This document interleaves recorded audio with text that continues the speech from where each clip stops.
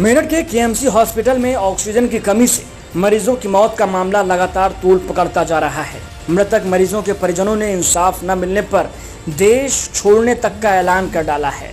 विवेक मिश्रा, हिमांशु त्यागी, अंकुर बैसला और यशु चौधरी सहित तमाम पीड़ितों ने ट्विटर पर सील केएमसी हॉस्पिटल नाम से मुहिम छेड़ दी है, जो अब लगातार ट्रेंड होती जा रही है। आपको बता दें कि बीती 29 मई को केएमसी हॉस्पिटल के ऑक्सीजन टेक्नीशियन ने अपना एक वीडियो बनाकर वायरल किया था, जिसमें उसने बताया था कि हॉस्पिटल के मालिक डॉक्टर सुनील गुप्ता और स्टाफ की मिलीभगत से ऑक्सीजन में खेल करके मरीजों को मौत के घाट उतारा गया था। ऑक्सीजन टेक्नीशियन देवेंद्र ने बताया था कि रात में उससे मरीजों को दी जाने वाली ऑक्सीजन को कम करने के लिए कहा जाता था, जिससे मरीजों की मौत हो जाती थी। जब देवेंद्र ये काम करने के लिए मना करता था तो उसे जान से मारने की धमकी भी दी जाती थी। देवेंद्र का ये वीडियो जैसे ही सोशल मीडिया पर वायरल हुआ तो तमाम मृतकों के परिजनों के पैरों तले से जमीन खिसक गई, क्योंकि उनको लगा कि अपने परिवार के जिस सदस्य की मौत वो कोरोना से समझ रहे थे, लेकिन वास्तव में उनकी मौत की वजह ऑक्सीजन की कमी थी। इन सभी लोगों का कहना है कि हॉस्पिटल में भर्ती परिजन उनसे बार बार कहते थे कि उनका रात में दम घुटता है, लेकिन डॉक्टर उनकी एक नहीं सुनते थे। लेकिन जब ऑक्सीजन टेक्नीशियन ने केएमसी की काली करतूत से हॉस्पिटल के नाम का सफ़ेद पर्दा हटाया तो इन सबको सब कुछ समझ आ गया। इन लोगों की माने तो करीब 300 लोगों को केएमसी हॉस्पिटल ने पैसों के लालच में मौत की नींद सुला दिया और अब तक 60 से ज़्यादा लोग एक दूसरे के संपर्क में आकर हॉस्पिटल को सील करने की मांग कर रहे हैं। ये सभी पीड़ित थाने से लेकर आला अधिकारियों तक के चक्कर लगा चुके हैं, लेकिन अब तक हॉस्पिटल पर जांच की बात कहकर पल्ला ही झाड़ दिया जाता है। अब इन पीड़ितों का कहना है कि वो इंसाफ के लिए उग्र आंदोलन भी करेंगे। अगर इसके बावजूद भी उन्हें इंसाफ नहीं मिला तो वो अपने परिवार सहित इस देश को ही छोड़ देंगे, क्योंकि उनका इस देश के कानून व्यवस्था से ही भरोसा उठ जाएगा। केएमसी ऑक्सीजन कांड लगातार टूल पकड़ता जा रहा है और इस वक्त अब सोशल मीडिया और या ट्विटर पर की बात करें तो वहाँ ट्रेंड भी चल गया है केएमसी सील कराने को लेकर। यहाँ जो तमाम जो पीड़ित लोग हैं, केएमसी के सताए हुए जो लोग हैं, वो यहाँ पर बैठे हैं, जिन्होंने एक मुहिम चलाई है ट्विटर पर और लिखा है कि केएमसी सील होना चाहिए। अगर इन लोगों ने ये भी लिखा है कि अगर इन लोगों को इंसाफ नहीं मिलता है तो ये लोग भारत भी छोड़ देंगे, ऐसा इन लोगों ने ट्विटर पर लिखा है, जो अब तेज़ी से ट्रेंड में आ गया है। मेरे साथ यहाँ लोग हैं, बातचीत करने की कोशिश करूंगा और ये भी जानूंगा कि आखिर उन्होंने इतना बड़ा स्टेप क्यों उठाया है और क्यों वो भारत छोड़ने की बात कर रहे हैं। क्या नाम भी आपका? मेरा नाम पुनीत अग्रवाल। अच्छा पुनीत जी, क्या ऐसा हुआ है, क्या मामला है जो आप अब भारत ही छोड़ने की बात कर रहे हैं? सर, यहाँ मेरे पिता का सही इलाज नहीं किया गया। जैसे मैंने केएमसी में उनको एडमिट कराया, उन्होंने कोई सही इलाज नहीं किया, ना सही गाइड किया। मेरे मित्र कई सारे ऐसे थे जिन्होंने कहा कि हम आपको रेमडेसिविर दिला देंगे, हम आपको मेडिसिन दिला देंगे। यहाँ मैंने भर्ती किया, इन्होंने कोई इलाज ढंग से नहीं दे पाए। मेरे पिता के कम से कम 10-12 बार उन्होंने इंजेक्शन दिए, इंजेक्शन तक ढंग से नहीं दे पा रहे थे। उनके पास नर्सिंग स्टाफ भी प्रॉपर नहीं था। हॉस्पिटल ले जाकर हमने डॉक्टर पे भरोसा कर इतनी बड़ी गलती कर दी। हमें नहीं पता था ये डॉक्टर कभी इतना बड़ा हैवान बन जाएगा। लेकिन जैसे जैसे हमने उनके खिलाफ़ मुहिम चलाई, ऐसे ऐसे लोग हमसे जुड़े हैं जिनका ऑपरेशन ख़राब किया हुआ 2 साल हो गए। उनका पेट में आज भी मवाद पड़ी हुई है। एक जानी के पेशेंट हमारे साथ आज ही आए थे हमारे पास एप्लीकेशन लेकर। ऐसे ऐसे लोगों को इन्होंने पीटा है, मारा है, बाउंसर रखते हैं गुंडों की तरह। अगर इनसे कोई ज़रा सी अभद्रता पड़ दे, एक जो जानी का पेशेंट आज आया था, उनकी बहू को उन्हीं के सामने बाल पकड़ के अपने ऑफिस से उठा के बाहर फेंक दिया डॉक्टर सुनील गुप्ता ने। जैसा देवेंद्र ने बताया कि रात को वो बिंदु गुप्ता और डॉक्टर सुनील गुप्ता प्रेशर डाल के उससे कम करवाते थे, तो उन्हें ज़्यादा दिक्कत रात में होती थी और मास्क को हटाने की कोशिश करते थे। फिर हम देखो हमारे सर पे कैसे पत्थर पड़े, उनके हाथ बांध रखे हमारे सामने। डॉक्टर प्रीत सनी ने कहा कि ये ताकि ज़्यादा हाथ वाथ ना चलाएं, इसलिए हाथ बांध रखे हैं और आप बिल्कुल ना घबराएं, गारंटी से 10 दिन में ठीक होकर जाएगा। यहाँ से मैं बोल रहा हूँ, आप बिल्कुल चिंता ना करें, बिल्कुल ठीक होकर जाएगा। इसकी कंडीशन ऐसी है, यंग एज है।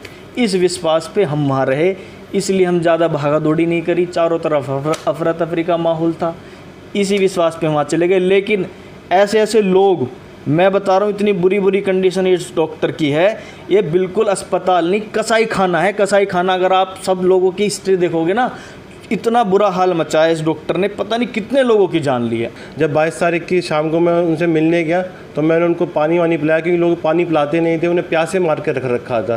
तो उनको मैं पानी पिलाया, तब उनका ऑक्सीजन लेवल 92 आ रहा था। मगर रात में जब मैं 1 बजे दोबारा मिलने गया तो वहाँ पे मुझे अंदर नहीं जाने दिया, गार्ड को बुला लिया, मेरे संग बहुत बदसलूकी करी और उन्होंने गालियाँ वालियाँ दी उल्टी सीधी। मुझे बड़ी मुश्किल से मुझे लगा कि हाँ दिक्कत है, तो मैं सीधा अपने घर आया। मैंने अपने घर में अपने चाचा पापा को बताया। इतनी देर में मेरे को कॉल आ गया कि आपकी मम्मी की तबीयत बहुत ख़राब है, हमें वेंटिलेटर पे लेनी पड़ेगी। मैंने उनसे पूछा, जी आप ये बताओ मैं जब तक पहुंचूंगा क्या मम्मी बच जाएंगी? उन्होंने कहा नहीं बचेंगी। मैं वहाँ पहुंचा, मम्मी वेंटिलेटर में मिली थी, उसके 2 घंटे बाद मेरी मम्मी की मृत्यु कर दी उन्होंने। मैं ये कहना चाहता हूँ, भारत देश में भगवान के बाद दूसरा दर्जा डॉक्टर्स को दिया जाता है और यहाँ पे रक्षक ही भक्षक बन गया। तो भारत में रहने का क्या सवाल है? यहाँ की सरकार कुछ नहीं कर रही है। सरकार के पास सारी रिपोर्ट जा चुकी हैं, डीएम के पास रिपोर्ट है, एडीएम के पास रिपोर्ट है। क्या हो रहा है? मात्र 22 लोगों की जान जाने वाले पारस अस्पताल का आपने लाइसेंस निरस्त कर दिया। यहाँ 350 लोगों की जान का सवाल है। क्या करा आपने उसमें? क्या कार्रवाई करी? लगभग 80-90 लोगों ने हमसे अब तक संपर्क किया है और इस का पूरा विवरण डीएम साहब, एडीएम साहब और सीएमओ साहब को हम लोगों ने दे दिया है। 15-20 दिन से जांच चल रही है। बट अगर बात करूं तो इसमें ना तो हम लोगों को मीडिया से बहुत ज़्यादा सहयोग मिला, ना ही हमें शासन से सहयोग मिला, ना ही प्रशासन से सहयोग मिला। मिल रहा है सिर्फ़ और सिर्फ ये मिल रहा है आश्वासन जांच के नाम का। आप मुझे एक बात बताइए, अगर 20-20 दिन जांचें 350 मौतों पे चलेंगी तो उस चीज़ों का वो फ़ायदा उठा रहे हैं जैसा हम पता कर रहे हैं। ना तो मरीजों को उन लोगों के डॉक्यूमेंट मिल रहे हैं, ना प्रिस्क्रिप्शन मिल रहे हैं। आप मुझे बताइए, अगर एक मरीज़ की मृत्यु 1 महीना पहले हुई है तो उसके प्रिस्क्रिप्शन अभी तक क्यों नहीं है उसके पास? वहाँ आप जाके देख लीजिए। आप एक मरीज़ का अटेंडेंट बन के चले जाइए कि साहब मेरे मरीज़ की मृत्यु तब हुई थी, उसके प्रिस्क्रिप्शन और डेथ सर्टिफिकेट दीजिए, तो आपको हॉस्पिटल कतई नहीं देगा। बैक एंड पे वो दोबारा से कई बार डॉक्यूमेंटों में हेरफेर कर रहे हैं और नकली दस्तावेज़ तैयार कर रहे हैं अपने जो काले कारनामे उन्हें छुपाने के लिए। इलाज प्रॉपर ना मिलने के कारण, ऑक्सीजन ना मिलने के कारण, जिसकी हम बार बार कार्रवाई भी करते आ रहे हैं। मैंने एसएसपी साहब को भी एप्लीकेशन दी है, डीएम साहब को भी अपनी एप्लीकेशन दी है, शिकायत प्रार्थना पत्र दिया है, कमिश्नर महोदय को भी मैंने अपना प्रार्थना पत्र दिया है और सीएमओ महोदय को भी दिया है, मुख्यमंत्री पोर्टल पे भी दिया है, जहाँ से आज तक सिवाय हमें आश्वासन के अलावा कुछ नहीं मिला। इसीलिए मैंने अपने बार एसोसिएशन के अध्यक्ष से भी बात की है और महामंत्री महोदय से भी मैंने बात की है।